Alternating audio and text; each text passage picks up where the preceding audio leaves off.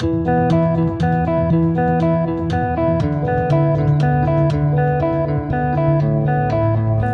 aspect of our management system, which often does not get much attention, is our diagnostics.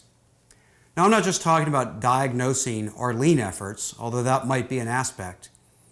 Diagnostics is fundamentally about understanding our current state. Where are we? Why are we here? Whether that relates to performance, to culture, to strategy, to people, whatever it is that we're applying it to, it's having a system where the right people at the right time frame get an understanding of where we are and how we understand where we are.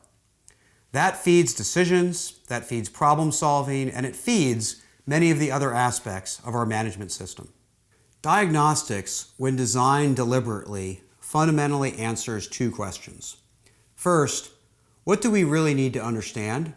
And second, what's the best, most effective mechanism to learn more?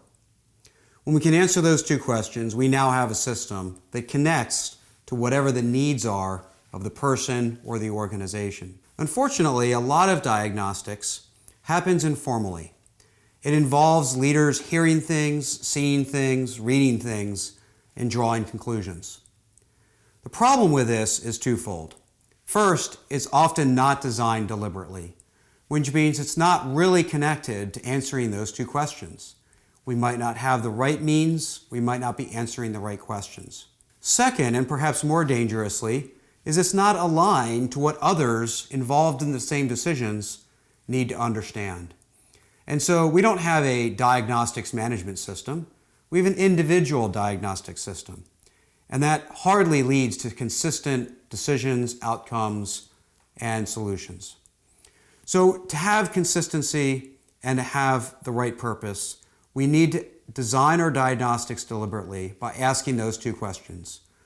What do we really need to understand about our current state, and what's the right mechanism to learn more? When we have that, now we have a true system.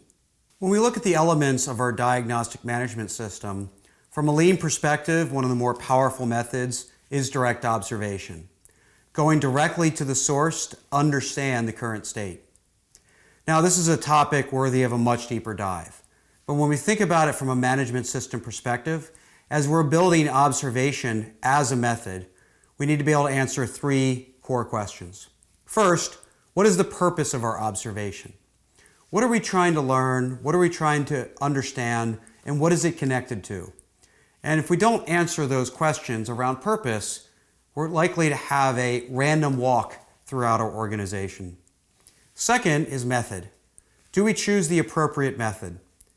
Are we collecting bits of information over time, or going so deep on an activity that we perform the tasks ourselves? And third is having a framework to digest what we're observing. How do we put those pieces of information together to create insight? Because ultimately, that's what we're trying to do.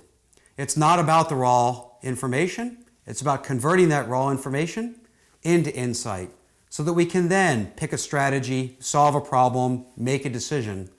And that's what makes observation a useful part of our management system. So is observation a part of your management system? Is it done deliberately?